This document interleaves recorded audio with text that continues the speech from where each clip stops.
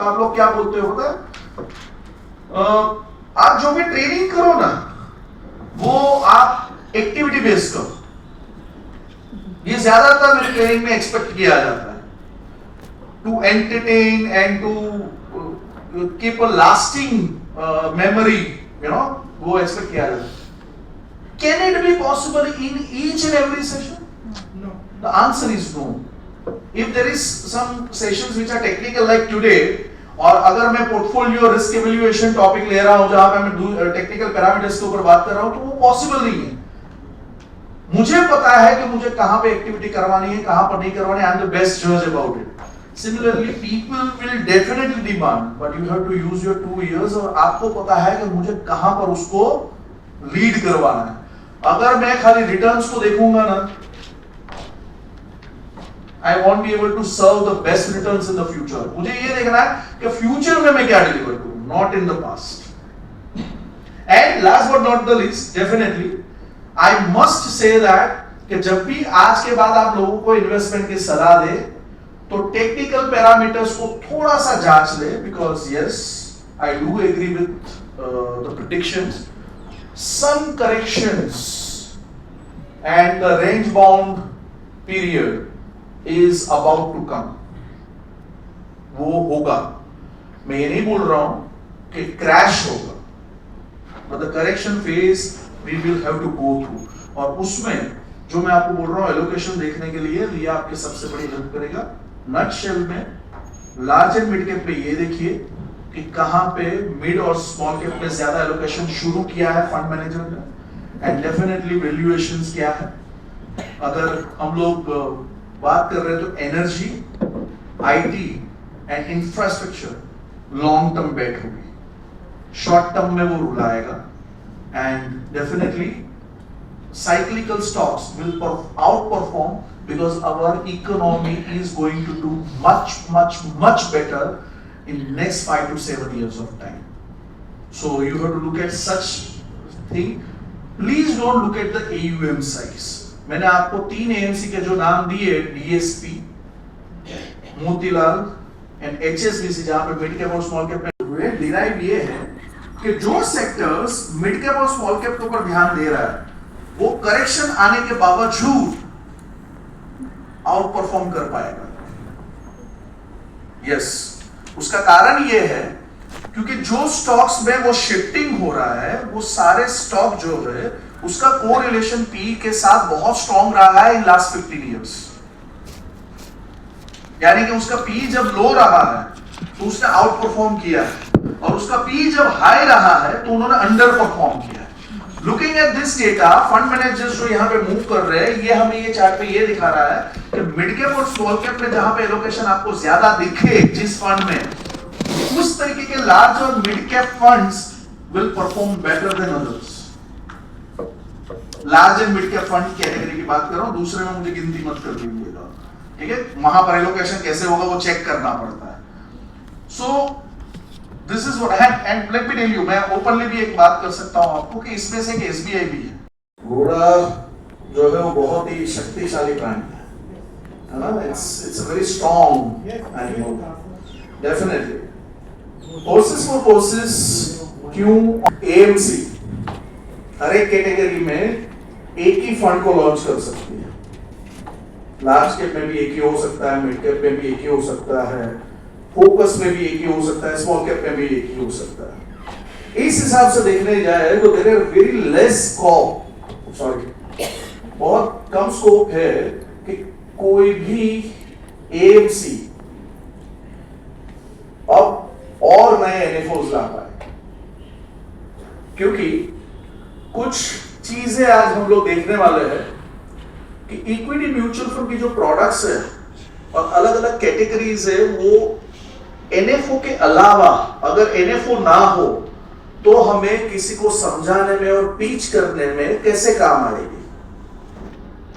Multiple categories है, definitely the entire presentation belongs to almost 54 slides, so I'm not going to make you bored by running all the slides word by word. हमें कुछ ना कुछ ऐसा बताना पड़ेगा investors को जो एग्जिस्टिंग स्कीम में रिटर्न्स के अलावा भी कोई चीजों को समझे और उसमें इन्वेस्टमेंट्स करे।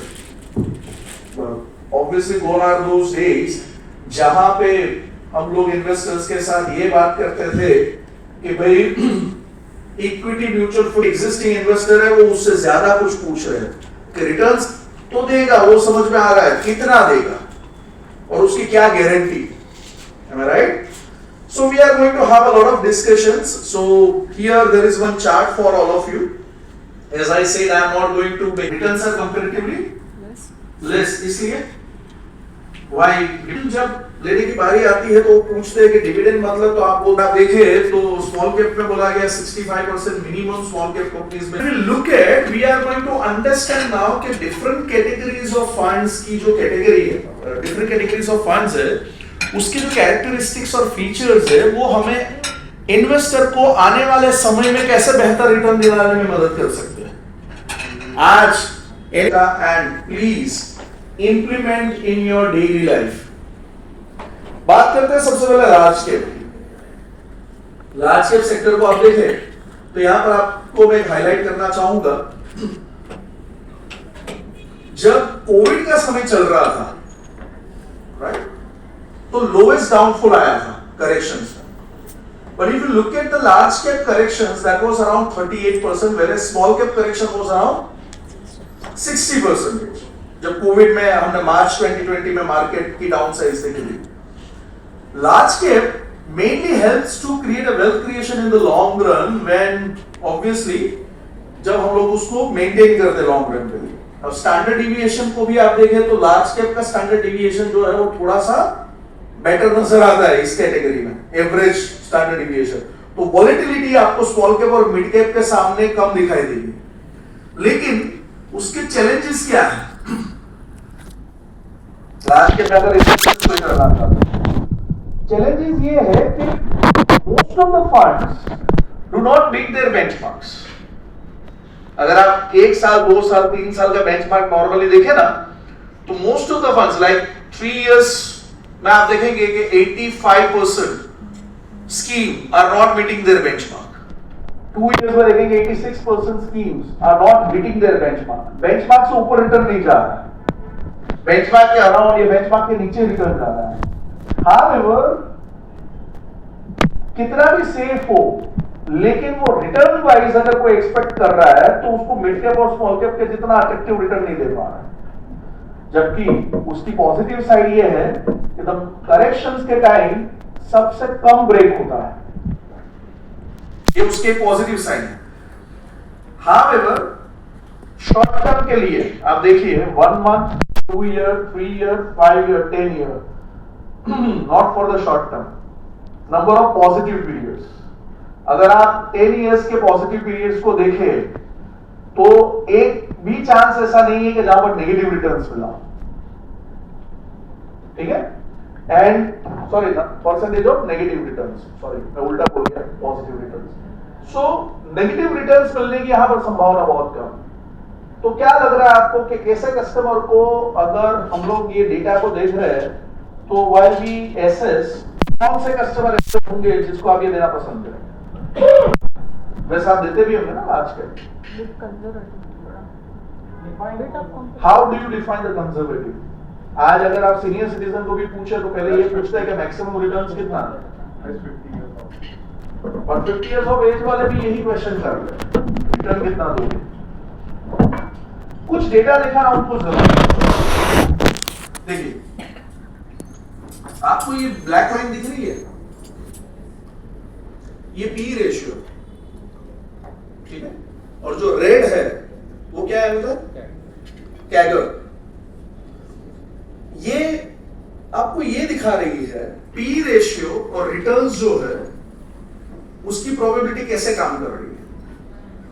आप देखिए जिस समय पे पी रेशियो लार्ज कैप में कम रहता है, उस समय पे अगर कोई इन्वेस्टमेंट्स कर रहा है, यानी कि उस स्टॉक्स में इन्वेस्टमेंट कर रहा है जिसका पी कम है, तो लार्ज कैप उसको हायर रिटर्न दे रहा है। जब पी उसका ऊपर है लार्ज कैप कंपनीज का, तो आपको उसको रिटर्न्स कम दिखा रहे हैं। ये लार्ज कैप के लिए एप्लीकेबल है। I don't know for mid cap and small cap, that we are going to see ahead. So इसका मतलब ये हुआ कि अगर लार्ज कैप फंड्स हम लोग किसी को देना चाहते हैं तो we need to check the P of that particular sector, P of that particular indices, P of that particular fund probably. अब मिड कैप के बारे में बात करेंगे, लार्ज कैप हम लोग इस तरीके से देख रहे हैं। मिड कैप का एडवांटेज ये है कि लार्ज कैप से बेहतर रिटर्न दिया है उसने, high growth potential compare to large cap. यहां देखिए आप, तो लार्ज कैप ने जहां पे 17% का रिटर्न दिया था उसने 30% रिटर्न दिया, 15-22, यानी कि if you see almost 6 to 8% alpha generate करता है लार्ज कैप की कंपैरिजन। लेकिन चैलेंजेस ये है कि करेक्शन के टाइम सिमिलरली 7 to 8% का डाउनफॉल भी दे रहा है। लगा था कि क्या हम लोग बात करने वाले हैं? Any idea? No? Sure? So horses for courses नाम सुन के आपको कुछ अजीब नहीं लगा कि क्या होगा इसमें? अच्छा चलिए एक काम करते हैं, आपके थॉट प्रोसेस जानने की कोशिश करते हैं कि आपको क्या लग रहा है, क्या करने वाले हैं हम लोग in this particular topic. What's your thought process? Yes sir, जोर से बोलिए। घोड़े दुला सेक्टर जो है उसमें भी ऐसा ही हुआ, जो वैल्यू स्टोरी थी ना वही इंफ्रास्ट्रक्चर की स्टोरी थी, एंड आने वाले समय में भी वही होने वाला है। इंफ्रास्ट्रक्चर सेक्टर भी आपको 3 साल के लिए रुलाने वाला है, मैं सच बता रहा हूं। 3 साल के लिए रुलाने वाला है, मतलब नेगेटिव भी नहीं, थकेला लगेगा आपको, थकेला, इतना थकेला कि हाँ सिंपल शब्दों में बात करूं तो इतना थकेला लगेगा कि आपको लगेगा क्यों इन्वेस्ट किया मैंने इसमें। जो लोग इसकी ये सारे रेशियोज को और रिटर्न्स को बॉम्बे स्टॉक एक्सचेंज वगैरह जगह पे देखते हैं, तो मैं बता दूं कि आने वाले थीमेटिक फंड्स में आपको जो वॉलेटिलिटी नजर आने वाली है, वहां पे साइक्लिकल थीम जो है वो काफी काम कर जाएगी। अब तक साइक्लिकल थीम में लोगों को थोड़ा डर लग रहा था, बट अभी अगर आपने साइक्लिकल थीम्स के फंड्स देखे हो, and obviously I shouldn't praise my business cycle fund as well, but yes, आप में से कितने लोगों ने उसमें इन्वेस्टमेंट करवाया था बिजनेस साइकिल में? एनएफओ के टाइम पे कराया। Still there is an opportunity for you get business cycle। ध्यान दीजिएगा मैं ये क्यों बोल रहा हूँ, फैक्ट चेक है आपके पास? बिजनेस साइकिल फंड्स आज ध्यान से पढ़िएगा, you will understand कि why मैं ये बोल रहा हूँ कि बिजनेस साइकिल में still there is an opportunity for you to pour more money। और सेक्टर वाइज भी बोल रहा हूँ, and definitely it will create a great opportunity while the economy is rising। Believe me, cyclical stocks gives you this positive way, high beta values, volatile EPS, and generally provides a high returns in the long run। तो अगर आप मोटा thematic पे कुछ देख रहे हैं, cyclical themes को देखिए, सच बता रहा हूं। You will remember me for this suggestion। मैंने बहुत अच्छे से मेटिकुलसली जाके स्टडी किया हुआ है, और मैं आपको ये मतलब I am not talking only about HSBC, I'm talking overall। If you find any particular fund in a cyclical stock doing pretty good job and the sectoral allocation is doing well, please put your money over there। And last but not the least, this is what is India's economic phase has been during 2013। It was in expansion, then contractions। उससे पहले expansion में था, फिर contraction में था, फिर again it was into the expansion mode। No doubt, expansion phase में cyclical stocks gives the high returns and defensive stocks gives you nominal returns। Contraction phase में cyclical stocks give a temporary pause in returns and defense stocks gives the nominal return। आप photo खींच रहे थे। So आज जो भी discussion की उसका एक आपको मैं समरी देता हूं कि ये डिस्कशन की समरी क्या है। So you will understand there are two many things we have spoken. First, keep an eye on the valuation to identify the opportunities in large and mid cap stocks, large and mid cap funds to be specific, जो हमने बात की, ठीक है। दूसरा, allocation जो आप कर रहे हैं उसमें वैल्यूएशंस की जगह ये देखिए कि सेक्टर वाइज एलोकेशन कौन से फंड्स में ज्यादा हो रहा है। सो हमने एक एग्जांपल देखा कि मिड कैप और स्मॉल कैप हमें लग रहा है वैल्यूएशन के हिसाब से डैमेज करेगा हमारे रिटर्न्स को, लेकिन साइमल्टेनियसली ये भी हमने कोरिलेशन देखा कि वहां पर पी हाई होने के बावजूद उसने हिस्टोरिकल रिटर्न्स भी हाई दिए हैं. So there is a time कि हम लोग ऐसे फंड्स को देखें जो फंड्स में मिड कैप और स्मॉल कैप का एलोकेशन हाई हो, भले ही valuation high. Are you with me? Another thing, अगर आप इंडस्ट्री को देखें तो आपको यह देखना है कि जो स्टैंडर्ड है उसकी कंपैरिजन में कौन सी एएमसी ऐसी है जो ट्रू टू वैल्यू के हिसाब से चल रही है और मेंटेन कर रही है उसको. अगर आप खाली ये देख रहे हैं कि boss let's put the money where the returns have been historically higher, you are making a mistake. Again, mutual funds where there are various mutual funds which will outperform into the more correlating with the P. Mid cap is 70-30, 80-20, and small cap is very less predictable while looking at the P ratio. So, let us understand कि कब over valuation दिखाएगा और कब under valuation दिखाएगा. When you see the overvaluation, if you want to see that, you will see the highest PE ratio. When prices grow much faster than the growth and earnings, यानी कि आप देख रहे हैं कि उसकी earnings और growth limited है, लेकिन उसका प्राइस जो है वो पर्टिकुलर स्टॉक का that is very high. अभी अगर आप देखें तो मार्केट एक when I'm talking about the Nifty 50 25,000 को क्रॉस किया, तो मेरी MFDs के साथ में इंटरेक्शन करता हूं तो उसमें से कुछ MFDs ने मुझे बताया, बोलते sir actually honestly speaking looking at this trend we are little skeptical and scared to suggest any kind of investments to our customers because boss एक आप वैल्यूएशंस देखो तो valuation is too high and still पता नहीं कि market भागे जा रहा है रुक ही नहीं रहा है. तो इतना वैल्यूएशन हाई होने के बाद पिछले हिस्टोरिकल ट्रेंड आप देखें तो मार्केट इतना ऊपर कभी नहीं गया है. Most retail investors are over bullish on the market. Over valuation है फिर भी पैसा डाले ही जा रहे जैसा अपने साथ अभी हुआ है. FIIs रेगुलरली सेलिंग जो अभी चल रहा है. GDP is likely to go into much lower plane, but obviously we have this positive remarks in Indian economy where our GDP is growing much faster than what is expected.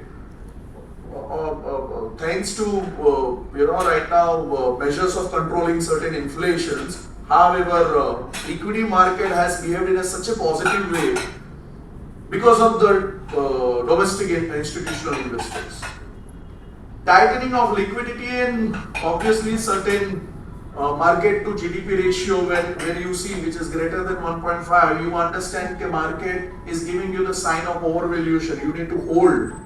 रुको, पूरा equity में मत डालो, ये सारी वो sign है. Lower valuation, PE ratio low है, stock prices are going slower, too much of retail skepticism, यानी रिटेल लोग पैसा नहीं डाल रहे. इनफैक्ट मैं आपको बता दूं आज की तारीख में भारत में रिटेल में पैसा सबसे ज्यादा जा रहा है इक्विटीज में, and people are feeling so proud about it. Infusion of liquidity, obviously GDP is likely to go in the much higher pace. ये सारी चीज ये दिखा रही है कि कहीं ना कहीं market will do well. So put money and earn good. अब ये दोनों साइन को अगर हम लोग समझ रहे हैं, then we need to focus on selection of the right fund. Large cap, mid cap, small cap के बारे में जानकारी ली. हमने ये भी बात की कि ओवर वैल्यूएशन क्या, अंडर वैल्यूएशन क्या है, पी रेशियो कैसे कोरिलेट करना है. यहां तक ठीक है, ये एक सिंपल जानकारी थी. We have discussed. Now tell me what are your opinions, what are your views. मैं आपको ये नहीं पूछ रहा हूं कि आप मार्केट प्रेडिक्ट करो. No, neither you should ask me, because if I stand here and if I say that the market will go in this condition in next 3 months or 2 months of time, I'm bluffing. Honestly, just to make you happy, I'm giving you that speech. But that's not the right way of judging the market. But what are your views? Because you are in this industry, sir. आप लोग ये industry में काम कर रहे हैं, आप लोग लोगों को एडवाइस कर रहे हैं, तो आपको क्या लग रहा है इस मूवमेंट को देखते हुए? Yes, sir, please. When the Sensex was around 65,000 also, that time also the PE was high. Right. High. No, I'm not saying anything. It is, the graphs are showing. Okay, right, okay. So, whether it is that condition where you may not miss the, if you have seen 60,000, you have missed the growth. Okay. If you can say like that, we don't know. So you mean to say that the market will behave in a other way around? That is what you are trying to say? I am just asking your views. I can't say. I can't say that. Okay, no worries. No conclusion. No conclusion. Maybe Yeah, you want to say something? Yeah, I'll come to you. maybe sir आप देखोगे तो index जब 26,000 भागा था मगर इस वक्त आप पर्टिकुलर शेयर के प्राइस देखोगे तो वो करीब जब निफ्टी 22,000 23,000 था उसी वक्त जो प्राइस थे वही थे, मतलब खाली इंडेक्स भाग रहा था, शेयर के प्राइस वैसे ही थे। तो इसका मतलब इंडेक्स जो है वो इंडेक्स अभी गिरता जाएगा, करेक्शन इंडेक्स में करेक्शन ये भी आएगा, प्राइस पर्टिकुलर शेयर के प्राइस में करेक्शन कम आएगा। So index probably may go down, but if the share price are showing the correct valuation, probably they will not fall further much as compared to the index, right? Okay, good way of looking at it. आप कुछ बोल रहे थे ma'am? See, valuations are high apart from the large caps now. So might be the case like time-wise correction हो सकता है. Okay, so ये दो टेबल से मुझे ऐसा व्यू आ रहा है कि this timely correction will happen. This timely correction will happen. What other people say, especially from this table, if because before going ahead, मैं जो आपके साथ शेयर करना चाहता हूँ उससे पहले मैं definitely would like to know your views. What you think? जो पी का हम इवेल्यूएट करते हैं अपना बताया है, तो मुझे नहीं लगता कि हाई वैल्यू है। अगर अर्निंग बढ़ रहे हैं तो वो बाय डिफॉल्ट में मैच करेगा। Do you agree? अभी लास्ट ईयर का FY अर्निंग था 1,000 रुपीज निफ्टी का, credited to 11, looking at the current numbers in the last quarter, it's most likely to be around 11. If you just average that out to 21, 19 is actually the average for power tree. Correct. If you look at in that, then 21,000, 22,000 kind of looks like a fair value in current scenario. 20? 2,000 looks like the fair value in current scenario. Okay. Trading at 25,000, so there is about 10-12% kind of premium that we are getting. So we have to keep in mind that we could see somewhere. We don't know if we will see. So I could sense from this talk or from this आप answer दीजिए, ये छोड़ दीजिए, ये तो देखना ही चाहिए, और सबसे ऊपर क्या देखना चाहिए? You need to observe whether HSBC is making me fool by saying it's a value strategy or it is true to label. Majority of the AMC, honestly speaking, majority of the AMC has made customer fool by saying that they are selling the value, by shifting from value to growth. एक बात बोलूं, एक कहानी बताऊं आपको। मैं इस तरीके का ट्रेडिंग सेशन ले रहा था 2019 में और पुणे में ही था, फॉर्चुनेटली और अनफॉर्चुनेटली।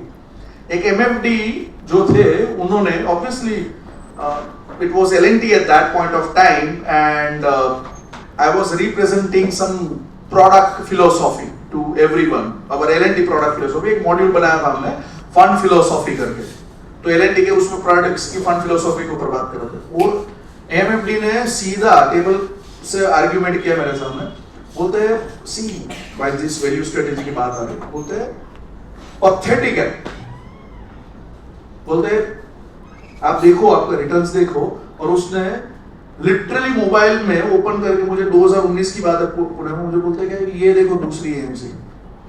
अब अनफॉर्चुनेटली क्या था, I was very naive, I would say, मैं बहुत ही नया था यहाँ पुणे में, और जब उन्होंने ये बोला तो मैंने उनको बोला कि हमारे रिजल्ट भी आ जाएंगे, आप अभी टेंशन मत लीजिए, but that answer was not obviously acceptable to him. क्या आ जाएंगे मतलब कि आप बोल ही रहे हो आ जाएंगे, आ जाएंगे। 2016 को इन्वेस्ट किया था, 2019 हो गया, क्या आ जाएंगे? इसके सामने ये फंड्स तो देखो आप, वो भी वैल्यू स्ट्रेटेजी का फंड है। अब मैंने कोई स्टॉक वॉक देखा नहीं और मैंने खाली फॉल्स प्रॉमिस कर दिया and he was literally pissed off between the trade. बोलते you haven't given my answer and I was also wondering. मैंने बोला यार अगर दोनों समय पे सेम इन्वेस्टमेंट किया गया है, सेम तारीख है, सब कुछ सेम है, तो इतना फर्क कैसे हो सकता है स्ट्रेटेजी में. थोड़े समय के बाद obviously on the next day when I traveled back to Mumbai, मेरे दिमाग में खटक रहा था, तो मैंने जाके छानना शुरू किया सारी चीज. When I went deep down, I realized कि हमारे में एक भी स्टॉक ऐसा नहीं है कि जो ग्रोथ का है. उस समय की बात कर रहा हूँ 2019 की, और वो पर्टिकुलर AMC का 53% stock, 53% was growth. Mandate diversion. 53%. तो मुझे थोड़ा इरिटेशन भी हुआ. मैंने बोला यार मुझे मतलब वेणुगोपाल मंगल जो हमारे अभी CIO है, मुझे इरिटेशन हुआ. मैं बात करता हूँ उससे, ऐसा थोड़ी होता है कि उसको क्या ऐसा है. And I obviously investment management team के अंदर जाने के लिए हमें भी पहले परमिशन लेनी पड़ती है, फिर फोन बाहर रखने पड़ते हैं, फिर हमें अंदर जाने देते हैं. सो मैंने मेरा फोन या बाहर हैंड ओवर किया and I went inside and I went with Venu. मैंने बोला वेणु सर ये तो यार गलत है, हमें जवाब देना पड़ रहा है आपकी वजह से, ये देखो तो सही आप. And he gave me a wonderful answer on that day. He literally gave me a wonderful answer. मुझे बोलते हैं कि मिला please understand one thing, L&T has always been known for one thing and that was true to label. हमारी fund house जो थी वो हमने इसी बेसिस के ऊपर चलाई हुई है कि हम लोग ट्रू टू लेवल रहेंगे, हम लोग जो बोलेंगे उसमें ही स्टॉक में इन्वेस्टमेंट करेंगे, हम लोग डेवलपमेंट. लेकिन रिजल्ट नहीं मिल रहा है ना कस्टमर को, तो क्या फायदा. मुझे बोलता है रिजल्ट मिलेगा, you stay back. And fortunately तब तो मुझे पता भी नहीं था, मेरा एक छोटा सा इन्वेस्टमेंट L&T वैल्यू फंड में हुआ था 2015 में, और ऑब्वियसली हम लोग कैसे भूल जाते हैं, वैसे भूल गया था. 2022 आते आते this particular fund when we turn around into HSBC literally gave me a wonderful result. Wonderful यानी extraordinary result. And that point of time obviously हमारे दूसरे NFO आने की शुरुआत थी. I sat with Mr. Venugopal Mangal and I discussed and he made me realize. मुझे बोलता है मैंने तो बोला था ना मिला तुझे कि this is what is going to happen. And उस समय पे मैं उस AMC का नाम नहीं लेना चाहता हूं. I saw those results. And you know what was the alpha difference between both of us? Now it was with you. और आपको पता चल जाएगा, मैं डिफरेंस बताऊंगा तो. The alpha difference was 9.5%. 9.5% I was higher as compared to that. Because of this. So value में जब हम लोग बात कर रहे हैं तो आप यह देख रहे हैं 2010 से लेकर 2023 के बीच में क्या हुआ है. Can you see this? ये क्या है पता है? MSCI, मॉर्गन स्टैनली जो उसके इंडेक्स है उसकी पॉपुलर. हाँ ये डिस्क्लेमर देना चाहिए, लेकिन अभी भी इसमें भी मैं आपको एक डिस्कनेक्ट बताता हूँ. जो सर बताएंगे उससे पहले मैं बताता हूँ. मैं बताता हूँ क्या होगा. आप ये डिस्क्लेमर दोगे उसके बाद भी क्या होगा पता है, 6 महीने 1 साल के बाद वो फंड इतना आउट परफॉर्म नहीं करेगा तो भी वो लास्ट में क्या बोलेगा पता यार वो आपको देखना था. So better what you need to do, better what you need to do. Finally घूम फिर के अच्छा हो या बुरा हो, अगर वो बोलता है गालियां ले रहे तो गालियां भी लेनी पड़ेगी, है ना. सो फाइनली आपको क्या करना है ऑनेस्टली, ऐसे इन्वेस्टर जो DIY है, ठीक है DIY है ना, ऐसे कस्टमर के साथ एक मेल ड्राफ्ट करना सीखो. डिस्क्लेमर्स नहीं बोलते उसको, प्यारा सा अच्छा सा एक मेल ड्राफ्ट करना है 4-5 लाइन का, जहां पर वो डिस्कशन जो हुई उसकी एक समरी देनी है और उनको बोलना है कि sir this is what the discussion, this is what yours suggestion कि मुझे यहाँ पर करना चाहिए और इसके ये कारण थे. We will go ahead. अगर आज से 2 साल 1 साल के बाद भी वो अगर आपके कंप्लेंट करता है ना, अभी ऐसा ही हुआ. मैं सच बताऊं, अभी अगस्त में मेरे ज्ञानी पुरुष होते हैं ना, मेरे फ्रेंड में भी ऐसे ज्ञानी पुरुष है, तो उसने मुझे पूछा कि कहां पर इन्वेस्टमेंट करूं, तो मैंने उसको फ्लेक्सी कैप फंड बताया. मैंने बोला ये फ्लेक्सी कैप फंड में तू इन्वेस्टमेंट कर. उसने अगस्त में इन्वेस्टमेंट किया और मार्केट में करेक्शन आया, उसका फंड 7.7% नीचे गया. उसने मुझे स्क्रीनशॉट भेजा तूने व्हाट्सएप के ऊपर, ये देख तूने बताया था 7.7% नीचे गया है, अब क्या निकाल लूं इसमें से पैसा। अब मैंने ये, मुझे पता था DIY है, तो मैंने उसको मेल ड्राफ्ट किया। अब वो मेल जो है वो उसने पढ़ा भी था, लेकिन वो 2 महीने में ही भूल गया भाई साहब। मैंने खाली उसका स्क्रीनशॉट लेकर जब व्हाट्सएप पे डाला तो थोड़ी देर के बाद उसका रिप्लाई आया, चुप हो गया। So that's what the answer of the question is. Any other question? Please feel free to shoot. क्या मोस्ट ऑफ द इन्वेस्टर क्या है, उनको खुद को ही नहीं पता रहता है कि मुझे कितने साल तक इन्वेस्ट। अभी हमारे तरफ से हम बताते हैं कि भाई म्यूचुअल फंड का जो ये है जो रिटर्न्स है वो आपको 3 साल के बाद अच्छे दिखाई 3 साल तक वो रिस्की रहता है, ये तो हम बताते हैं। मगर उनको ये, हाँ मैं यहाँ डाल रहा हूँ, मुझे कभी भी पैसा लग सकता है। बिल्कुल बिल्कुल। हाँ, उस वक्त उसको रिटर्न भी अच्छे थे, बिल्कुल। चाहे मैं 6 महीने में निकालूं, 1 साल में निकालूं, तो हमें उस वक्त फंड सिलेक्शन में दिक्कत है। मैं आपको बताता हूँ, ऐसे मेरे साथ भी होता है और मैं क्या करता हूँ, मतलब I don't know whether it will help you और will not help you, but मैं ये करता हूँ, ठीक है। मैं जब भी कस्टमर ये बोलता है ना कि हाँ मुझे पैसों की कभी भी जरूरत पड़ सकती है और मैं कभी भी निकाल सकता हूँ, मैं बहुत सिंपल तरीके से इस तरीके का एक मेल ड्राफ्ट करता हूँ। हाँ बोलता हूँ उसको, ठीक है, लेकिन मैं उसको साथ में बोलता हूँ कि definitely we will try to give you the positive returns as market is looking positive, hoping everything goes well, but if something goes wrong with the market, probably कुछ भी हो सकता है। और फिर मैं वो मेल पे राइटिंग में लिख देता हूँ, as per our discussion I had given you the prediction and I was skeptical, the market probably may not give you such kind of liquidity opportunity next 1.5 year of time, so we will see that and we will try our level best to do so। अगर इस तरीके की situation आए ना, तब आप जब कुछ भी चीज राइटिंग में लिखी हुई उसके सामने लेकर बैठते हो ना, मैंने आज तक का मेरा अनुभव बोल रहा हूं पिछले 14 साल का, इन्वेस्टर्स गेट ठंडा। वो जो एग्रेशन में आया हुआ होता है ना, वो ठंडा होता है, उसको समझ में आता है बॉस हाँ ये तो मुझे बताया था, नहीं ऐसा था क्या? ऐसा था क्या? ऐसा था क्या? अच्छा ऐसा एक्चुअली। लेकिन जब हम लोग उसको वर्बली बताने की कोशिश कर रहे हैं ना सर, नहीं सुनते। और इतना टेंशन भी मत लीजिए, ऐसे इन्वेस्टर जो बोल रहे हैं मुझे कभी भी लिक्विडिटी लग सकती है और मैं निकाल लूंगा, मुझे चाहिए तो मुझे पॉजिटिव रिटर्न ही चाहिए या ऐसा कुछ एक्सपेक्ट कर रहे हैं, उसका प्रेशर आपको नहीं लेना, वो लेने दो उसको प्रेशर। हमने क्या बोला सर, इक्विटी मार्केट में लॉन्ग टर्म रखना पड़ता है, नहीं नहीं मुझे तो पॉजिटिव चाहिए, पॉजिटिव ही देना, कोई बात नहीं, बोलना कर इन्वेस्ट।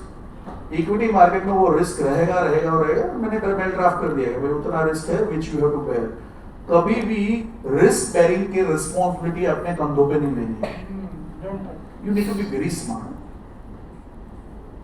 तकलीफ क्या है, वो दूसरे लोग को खराब बताएगा अगर आपने ये नहीं किया। इंश्योरेंस का एग्जांपल दो, इंश्योरेंस के फॉर्म पे भी आता है कि insurance market risk hold by policy holder. तो हियर हम भी देते हैं mutual funds are subject to market, please read the offer documents carefully before investing. ये डिस्ट्रीब्यूटर में 10 बार बोलेगा ना तो उसके साथ में आएगा। So yes, we had a great discussion on different funds and your response and your participation was immense. Thank you so much for such a lovely participation.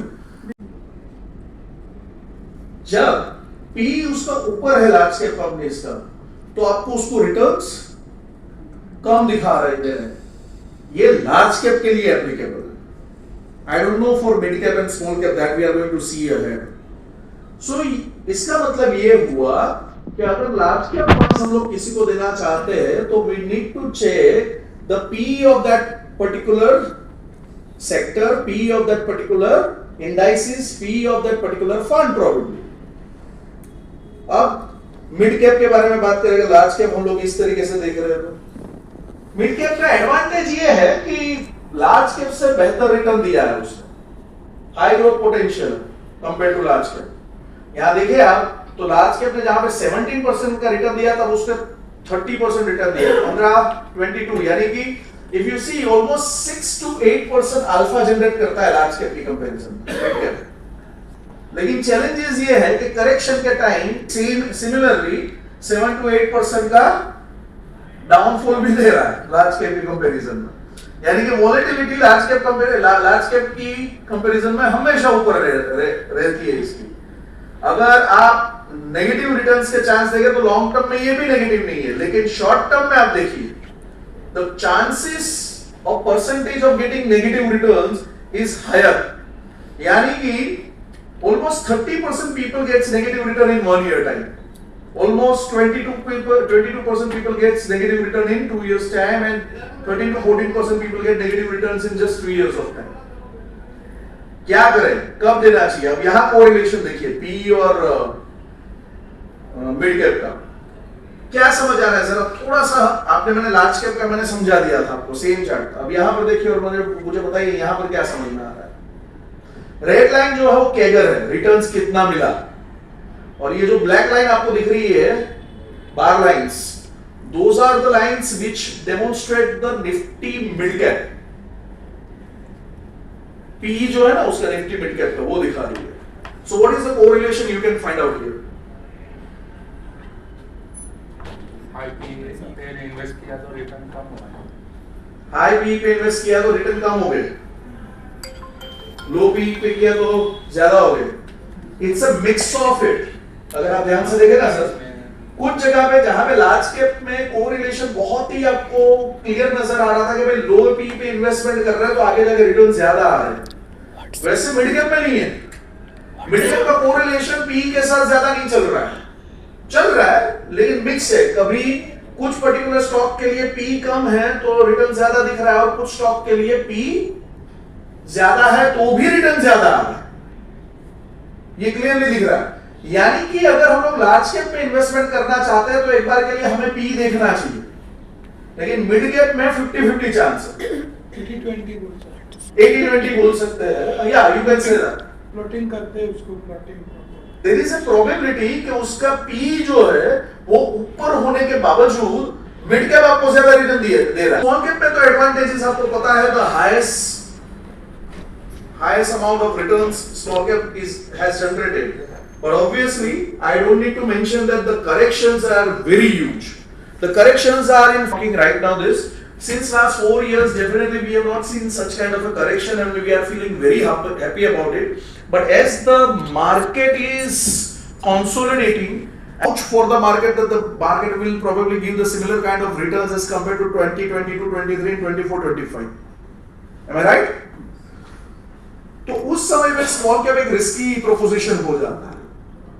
No doubt volatility is much higher than large cap and we all know that. यहां पर भी long term में problem नहीं है, लेकिन 1 year, 2 years, 3 years में the probability of getting the negative return is the highest.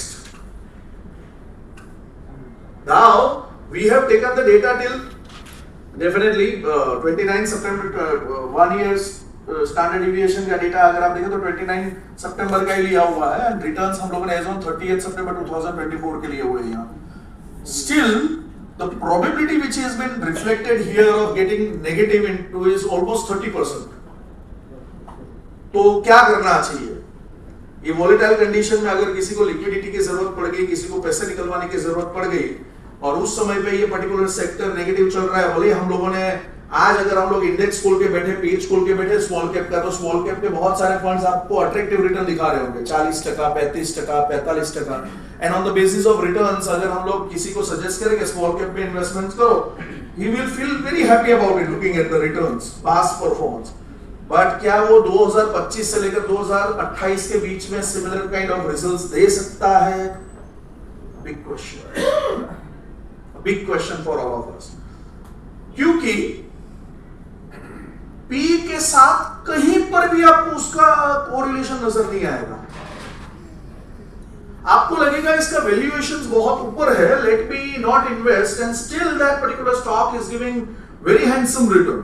आपको नजर आएगा कि इसका पी बहुत नीचे है, let me buy it out, but that stock particularly is not giving you very handsome returns. यानी कि अगर हम लोग ये 3 पर्टिकुलर बेसिक्स कैटेगरीज आप क्या ध्यान में रखोगे, what you will look at. Actually आप मल्टी कैप दे रहे हो, आप मल्टी कैप किसी को दे रहे हो, चल एक काम कर मल्टी कैप ले ले, तुझे एक ही सेक्टर में इन्वेस्टमेंट्स करने की जरूरत नहीं। What one thing you will look the most?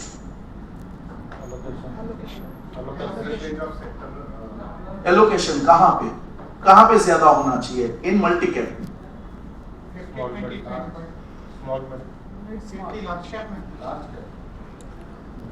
ऐसे फंड्स को आपको सिलेक्ट करना पड़ेगा while someone is going for the multi cap, because he is going for the multi cap because the equal distribution हो रहा है, so the risk factor is lesser compared to the flexi cap fund. Do you agree or not? Yes. Right? जितना risk factor, जितनी volatility flexi cap fund ला सकता है उतना multi cap उसकी comparison में कम। तो वहां पे आपको ये देखना पड़ेगा कि लार्ज और मिड कैप में कहां पे ज्यादा इन्वेस्टमेंट होगा। अगर आप फ्लेक्सी कैप अप्रोच वहां पर अडॉप्ट करने गए और आपने ऐसा फंड दिया कि जो सबसे ज्यादा दे रहा है, तो obviously he will not be able to bear the झटका, लॉस वो बेयर नहीं कर पाएगा। तो अलग अलग सेगमेंट के लिए अलग अलग आपको प्रोडक्ट देने पड़ेंगे। Definitely focus fund, we know that 30 stocks portfolio है। Dividend yield fund, not too much talk about, या I want to put now few things on ELSS। ELSS में मुझे एक बात बताइए कि कौन सी थीम को फॉलो किया जाता है? Can anyone tell me which theme? Diversified. No, मतलब I am talking about multi cap, flexi cap, क्या अप्रोच लिया जाता है उसका?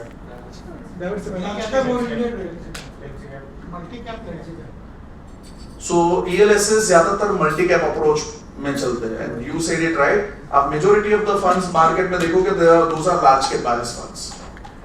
Yes, ELSS, why?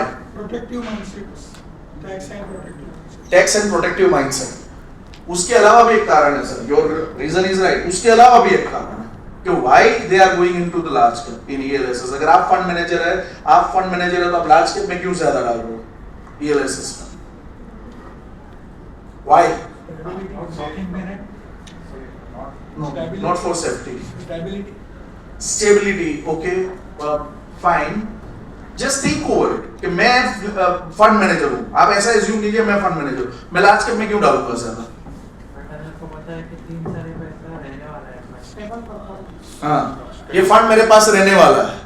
So the liquidity measures is intact. So अगर 3 साल की बात करें तो ज्यादातर एलोकेशन स्मॉल कैप में या मिड कैप में वो नहीं डाल सकता, क्योंकि he has the opportunity, fund manager has the opportunity to play with this money. तो वो क्यों लार्ज कैप बायस हो रहा है? Time horizon restriction. ओके, सो जो आपने रीजन दिया ना, एक safe mindset and ELSS tax saving, उसके अलावा कारण ये है कि आप हिस्टोरिकल ट्रेंड देखोगे ELSS का। हिस्टोरिकल ट्रेंड्स ये बोलता है कि every investor which is putting money into the ELSS scheme, they have earned the healthy returns. Healthy returns का मतलब है कि stable returns, stable returns। और इसलिए जब भी कोई ELSS स्कीम में डाल रहा है तो फंड मैनेजर के ऊपर ये हमेशा से प्रेशर है कि ये पैसा तेरे पास लॉन्ग टर्म के लिए रहने वाला है, ये माइनस में नहीं जाना चाहिए। इनफैक्ट हमारी AMC में भी we put lot of pressure on the fund managers कि ELSS पे पैसा माइनस में गया तो कस्टमर जो है वो 3 साल के बाद अगर आया और बोलता 3 साल दिए फिर भी माइनस, क्योंकि वहां पे हम लोग स्मॉल कैप, मिड कैप और फ्लेक्सी कैप की तरह बात नहीं करते कि सर ये माइनस देखो ये नीचे चला जाएगा, तैयार रहना नीचे जाने के लिए। ये स्मॉल कैप देने के टाइम भी बोल देते हैं, सेक्टरल देने के टाइम भी बोल देते हैं। ELSS के टाइम खाली क्या बोल रहे हैं, सर टैक्स बेनिफिट मिल जाएगा और एवरेज 12% का रिटर्न मिला तो भी आपका IRR कहां पे पहुंच जाएगा। Am I right or wrong? ये माइंडसेट के साथ क्योंकि इन्वेस्टमेंट हो रहा है, there is a huge pressure on the AMC। लेकिन अभी ये कंसर्न थोड़ा कम हो रहा है, लेकिन वो कम क्यों हो रहा है मैं बताता हूँ। अब जैसे कि आप जो नई AMCs देख रहे हैं उसमें जो डायनामिक्स यूज किए जा रहे हैं उसमें फंड मैनेजर्स ने हाथ खड़े कर दिए कि बहुत सब लोग तो ऐसे ही करेंगे, right? And obviously SEBI has given certain permissions and they can perform it. So अगर ELSS स्कीम देना चाहते हैं तो कौन सा देना चाहिए आइडियली? मैं वापस वही क्वेश्चन पे आ रहा हूँ। हमारा यहाँ डिस्कशन का हेतु यही है कि हर एक किसी सिलेक्ट करने के टाइम क्या देखना है ELSS देने के टाइम। कंसिस्टेंसी रिटर्न मत देखिए, लार्ज कैप एलोकेशन कहाँ जा रहा है, वही बोल रहा हूँ लार्ज कैप का consistency. Okay, none. I am honestly I am a value lover. Yeah, seriously. You all are growth lover because growth gives you, वो क्या बोलते हैं, इतना अट्रैक्टिव ग्रोथ पाया है ना पिछले 3-4 सालों में कि लोग वैल्यू सेक्टर को ही भूल चुके हैं। मैं आपको एक बात बता दूं value actually gives you not only safety, however, it may fetch you a much greater return than the growth stock. Downfall value creation, जो वेल्थ क्रिएशन है ना, वो वैल्यू से ही है। और वो LNT ने दिखा दिया है, ट्रेंड दिखाया। प्राइस ऑफ द स्टॉक ये लाइंस है और ये इंट्रिंसिक वैल्यू है, ठीक है, ऑफ दैट पर्टिकुलर स्टॉक। क्या समझ आया? ऑलमोस्ट एक साथ चलते हैं। देखो ना, वो थोड़ा बीच में से चल रही है। स्टॉक के कहने को लगा था There is a diversion many times. आप देखिए यहाँ पे भी डाइवर्जन दिखेगा आपको, यहाँ पे भी डाइवर्जन दिखेगा, यहाँ पे बहुत बड़ा डाइवर्जन दिखेगा, यहाँ पे बहुत बड़ा गैप दिखेगा, और वो छोटा मोटा टाइम नहीं है sir, it's a huge gap. वो तो है। वैल्यू स्ट्रेटेजी मैं समझाता हूं। अब this is under priced, this is over priced. आपका स्टॉक जब ओवर प्राइस दिखा रहा है, राइट, तो वो आपको वैल्यू क्रिएट करके नहीं देगा। ये ग्रोथ माइंडसेट हो सकता है बट नॉट वैल्यू माइंडसेट, और इसलिए this becomes a margin of safety for any investors. I'll give you another example. अगर आप वैल्यू स्टॉक्स को आइडेंटिफाई करना चाहते हैं तो start looking at this parameters.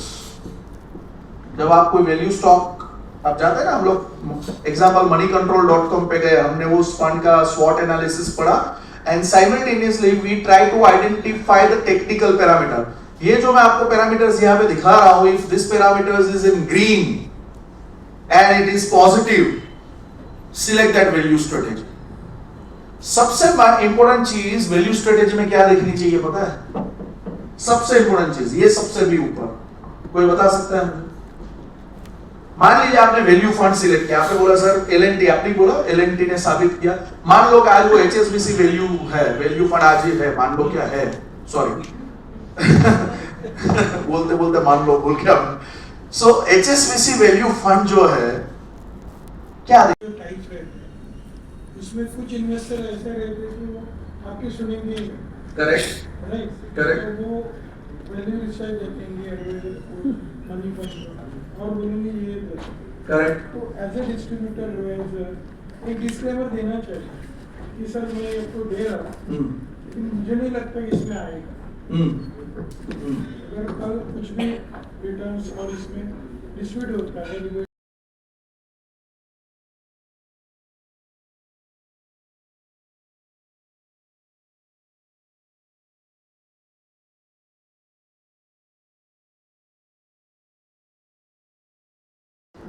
आने वाले समय में अगर आप अपने इन्वेस्टर्स को बेहतर रिटर्न देना चाहते हैं तो you need to be more competitive, you need to be more advance and you need to be more responsible to answer their need. They will only look at returns, not we, right? So here I stop and before I नहीं ऐसा हुआ, एक दिन हमारा table ऐसे corner में था, एक सेक्टर पूरा टेबल में Right, बोलिए. इंफ्रास्ट्रक्चर। करेक्ट. मैं ये जो डेटा बनाया ना, BSE इंडिया से ये डेटा बनाया है, बॉम्बे स्टॉक एक्सचेंज की वेबसाइट. मुझे बताइए कि क्या लग रहा है, कौन सा बेटर है? अब ये मैंने आपके सामने पिछले 15 साल 14 साल का डेटा रखा है कि कौन सा सेक्टर ने कौन से साल में आउट परफॉर्म किया. साइड में देखिए टॉप परफॉर्मर मैंने लिखा हुआ है, small large large mid large small mid mid small large large small small large small. क्या लग रहा है देखकर?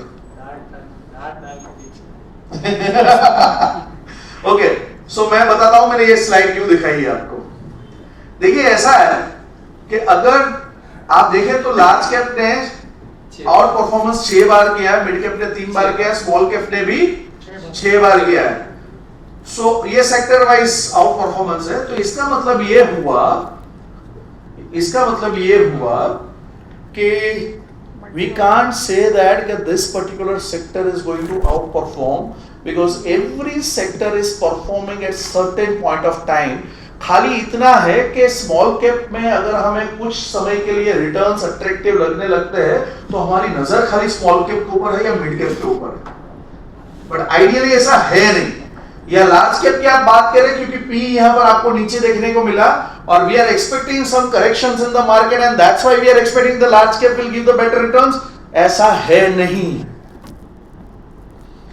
अब ये स्लाइड के ऊपर आपको क्लियरली नजर आएगा कि कौन सा सेक्टर अच्छा कर रहा है। कैन एनीवन टेल मी कौन सा सेक्टर जो है जिसने ये चार्ट में आपको अच्छा परफॉर्म करता हुआ नजर आ रहा है?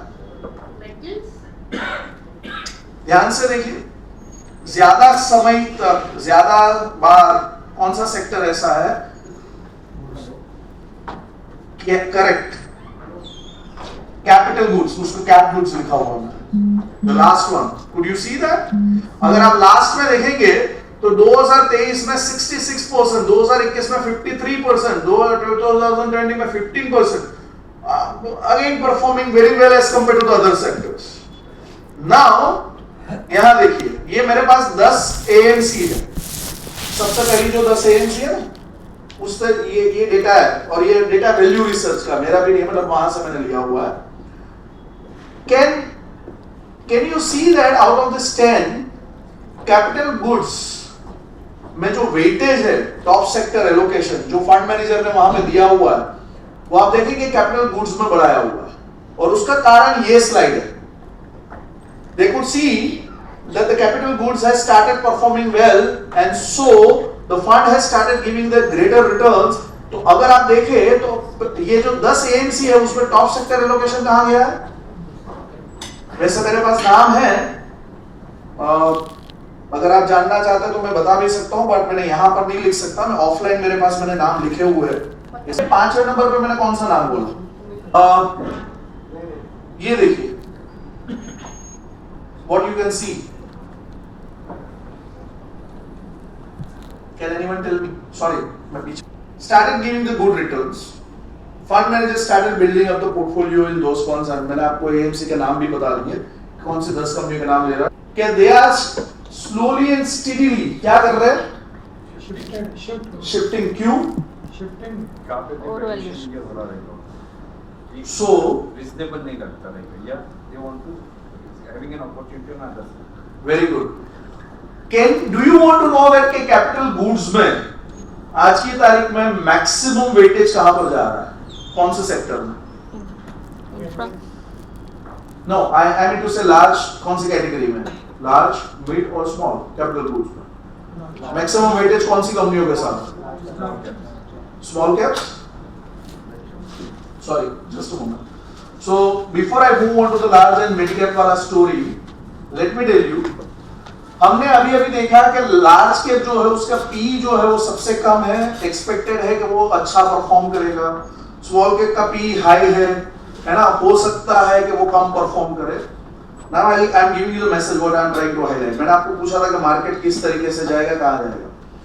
फंड मैनेजर्स ये प्रेडिक्ट कर रहे हैं, मैं नहीं कर रहा हूँ। आई am talking about the fund managers looking at this thing. Fund managers का प्रेडिक्शन ऐसा बोल रहा है कि जो कैपिटल गुड्स जैसे सेक्टर्स है जहां पर मैक्सिमम रिटर्न्स छूटा है, right, they are into the higher valuation right, और इसलिए जैसे सर ने बताया दे आर मूविंग अवे, लेकिन उसमें maximum allocation is right is going to small cap sector. अब नेचुरली ये अगर कहानी को हम लोग समझ रहे हैं तो इसका मतलब ये हुआ कि अगर आप 10 to 15% का करेक्शन एक्सपेक्ट कर रहे हैं तो the maximum correction should come into the small cap और मिड कैप और may be probably a small cap. उसकी वजह से आप वो करेक्शन देख सकते हैं। Probably that particular stocks large cap जो फर्स्ट 100 स्टॉक्स है या सेंसेक्स है या निफ्टी 50 है उसमें आपको उस तरीके का करेक्शन ना दिखे। That's a one way of looking at it जो फंड मैनेजर्स आज की तारीख में देख रहे हैं, and they are definitely saying that these corrections are highly expected due to this thing, इसलिए वो शायद मूव कर रहे हैं। This is what the story behind the movement. This story I have not met. This is just an observation. अब बात करते हैं लार्ज एंड मिड कैप की। Large and mid cap sector जो है वहां आप जानते हैं 35% ऑफ टोटल एलोकेशंस हर एक सेक्टर में करना पड़ता है वगैरह वगैरह। नाउ ये देखिए, ये वापस मैंने अलग अलग 10 एएमसी के यहां पर आपको सीक्वेंस दिए हुए हैं। लार्ज कैप में, large and mid cap fund में कितना होल्डिंग है, स्मॉल कैप में कितना होल्डिंग है। So can anyone tell me where is the highest weightage in small cap?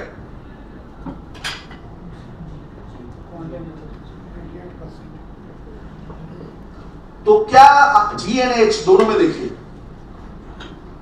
तो क्या ऐसा बोल सकते हो कि small cap because it's a high risk but high return product,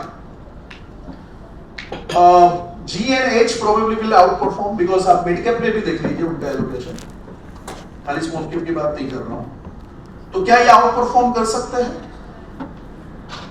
small cap and mid cap आने वाले 4 साल, 5 साल, 6 साल में, अगर इस हिसाब से एलोकेशन आप देख रहे हैं? जस्ट हाँ या ना तो बोलिए।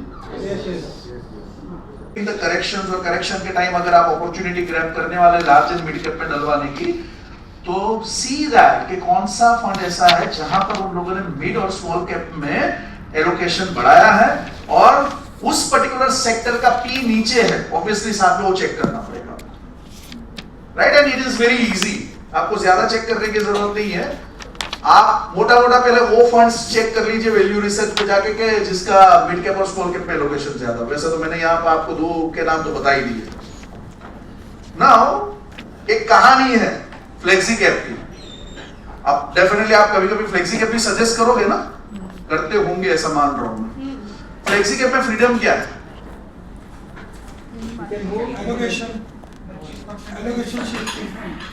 एलोकेशन कर सकता है फंड मैनेजर अपने हिसाब से। ओके, ये सारी कहानी है। सो कैन आई मूव है, ये सारी चीजें मैं नहीं दिखाना चाहता आपको। हाँ, अब आप देखिए, सॉरी मैं साइड हो जाता हूं। ये AUM की रैंक के हिसाब से मैंने नंबर दिए हैं। फर्स्ट रैंक में लार्ज कैप में कितना एलोकेशन हो रहा है, स्मॉल कैप में कितना हो रहा है, मिड कैप में कितना हो रहा है। दूसरे में दूसरी रैंक पे जो AUM है जिस कंपनी का, उसमें लार्ज कैप में कितना जा रहा है, मिड कैप में कितना जा रहा है, यानी मैं फ्लेक्सी कैप की बात कर रहा हूं। Okay, just look at this. Now tell me, अगर आपको फ्लेक्सी कैप किसी को सजेस्ट करना है, क्या लग रहा है कौन सा नंबर वाला AUM वाला आप सजेस्ट करोगे? मैं अभी नाम नहीं बताऊंगा, आप खाली अपने हिसाब से प्रेडिक्शन दीजिए। मुझे पता आप देखकर बता दोगे, मुझे भी वो या रैंक में कौन सा डाला हुआ है वो तो देखना पड़ेगा। सॉरी, हाँ क्या बोला आपने? 10, 17 एंड 32। सो 10, 17 और 32 आप क्यों ले रहे हो? क्या कारण है? कहीं ना कहीं मिड और स्मॉल कैप में ज्यादा एलोकेशन है दूसरे की कंपैरिजन में, इसलिए। एम आई राइट? आपको ये बताए 17 नंबर पे कौन सी कंपनी है 17वीं रैंक पे? रिटर्न्स देख रहे हो तो आपको ये तीनों कंपनियों में से कोई सिलेक्ट नहीं करोगे, मैं 100% श्योर हूं। अब रिटर्न देखोगे तो आप सबसे अच्छा ये बताओ पहले नंबर पे कौन सी कंपनी है? Being very honest, right? On 17, I hope यहाँ पे कोई चेंज नहीं हुआ है। 17 पे, हाँ 17 वही है। Okay, so now if you look at this, you will find returns. Again, if you look at this, you will find this returns. Consistently return देने के लिए और अल्फा जनरेट करने के लिए आपके पास लार्ज कैप से आप अल्फा जनरेट नहीं कर सकते। फ्रेंड्स, मैं सच बता रहा हूं, अगर आपको कोई ये बोलता है कि मेरे पास 100 रुपीज है मैम और मुझे आपके पास इन्वेस्टमेंट करना है, और अगर आप ये सोच रहे हो कि लार्ज कैप का पी अभी डिस्काउंटेड है, let me give you the large cap because the correction is expected, he won't be able to generate alpha in next couple of years, and because he will not generate the alpha, he will complain कि मुझे ये fund क्यों दिया। देखिए, याद कीजिए वो समय, माफ कीजिएगा मुझे ऐसे समय को याद भी नहीं दिलवाना चाहिए, लेकिन जब रिसेशन आया था, 2015 का समय था, 2020 का समय था, उस समय में हम लोग जब म्यूचुअल फंड का काम करते थे तो म्यूचुअल फंड में जब हम लोग फंड्स दे देते थे उसके बाद कस्टमर हमें सवाल पूछने लगते हैं कि why my fund is not performing. We need to look at such data and then we need to decide the fund. ये खाली हम लोग अंडरस्टैंडिंग ले रहे हैं अभी. अब एक मल्टी कैप की अंडरस्टैंडिंग लेते हैं, फ्लेक्सी कैप के लिए भी मल्टी कैप की अंडरस्टैंडिंग ले लेते हैं. ये देखिए, इसका मतलब दूसरा भी हो सकता है. बोलिए ना. जैसे अभी लगता है कि मार्केट थोड़ा सा करेक्शन में है और जो जिस फंड ने लार्ज कैप में ज़्यादा वेटेज रखा है तो वो कम गिरेगा. जिसका weightage mid cap small cap में वो ज़्यादा गिर सकता है. Here we are talking about the existing investors versus the new investors when we talk about this terminology. If my existing investor has already done the investments in 1, 2, 3 AUM company, probably his damage will happen less. But my new customer which is giving me the check of 10 lakh rupees and signing it, and if you are putting into the same because it has delivered the better returns, आप जाके उसको बोल रहे हैं ये देख मैंने ये तुझे 2 फंड दिए थे. एग्जांपल, यहाँ पे एक एग्जांपल लेते हैं. पीपी दिया था मैंने तुझे, HDFC दिया था. You sign the cheque on that name because it has given you the good return. ले तू वापस उसमें ही डाल दे, फ्लेक्सी कैप दे रहा हूँ. बट तकलीफ ये है कि if it won't generate the alpha तो ITI जो भले ही 32वें नंबर की company, where is the highest weightage in small cap?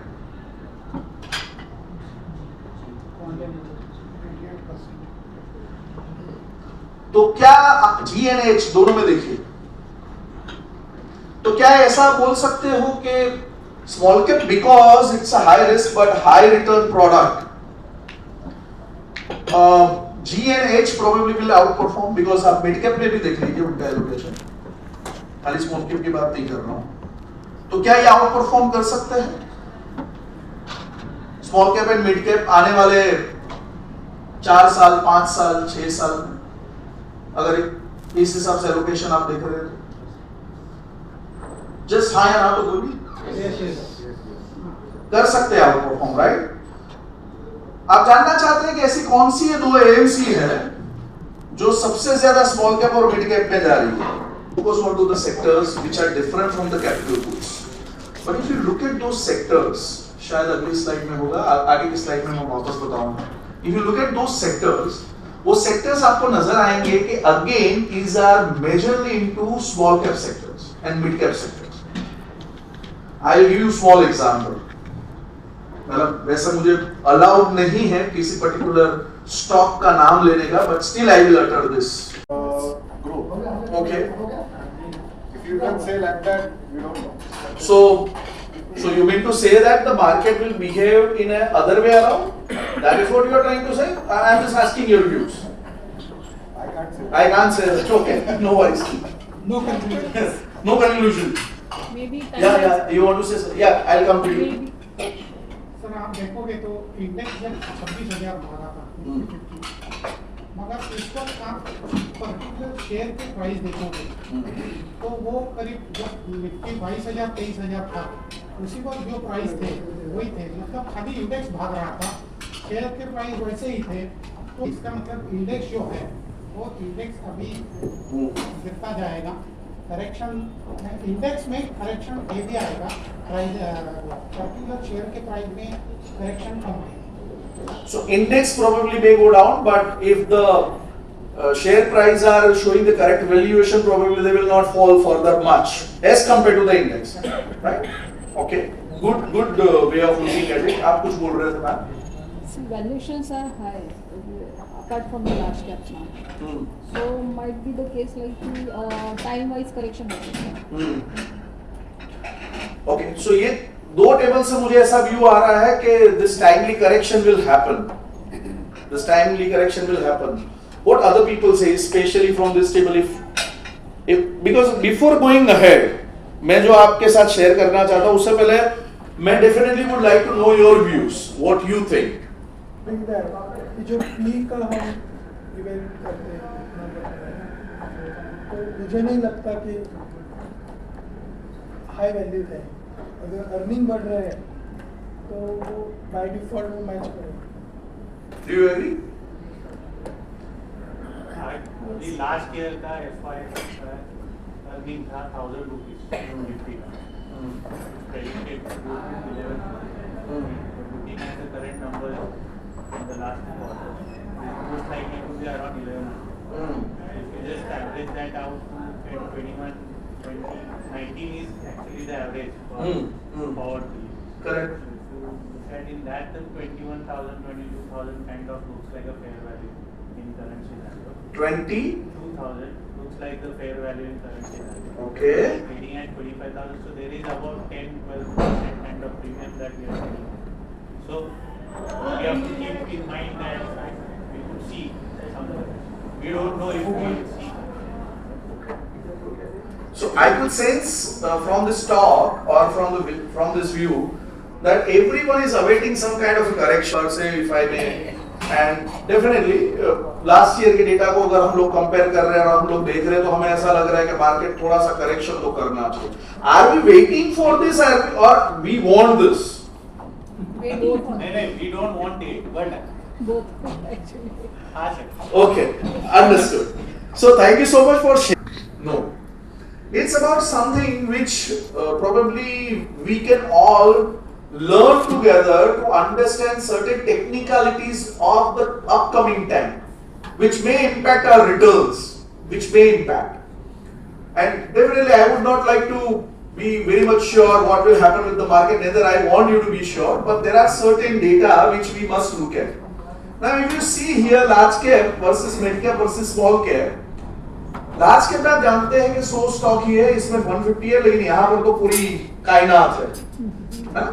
Now if you see the PE, where you see the list PE ratio, यहाँ पे सबसे हायर वैल्यू दिखाना अगर PE की बात करूँ तो. But if you look at the PB, what you can see? Lowest, again highest and average. अगर ये हम सारी चीजों को देखते हैं, अगर ये सिनेरियो को देखते हैं और अगर आपको ऐसा लग रहा है कि probably 10-15% correction would be the reasonable correction for all of us, तो कहां पर लग रहा है कि कहां पर मैं एडवाइस करूं कि मुझे पैसा आगे डालना चाहिए, अगर ये मैं तीनों को देखता हूं. And obviously considering my investor has money for 3 to 4 years or maybe 3 to 5 years, not more than that, considering that factor. क्या लग रहा है इसको देखते हुए? Large cap. Large cap because the PE is low, and then why not small cap? Yes sir. So obviously everyone will have a different opinion. Might be some table will say that कि मैं large cap पे डलवाना चाहूँगा, some table will say that कि मैं small cap पे डलवाना चाहूँगा.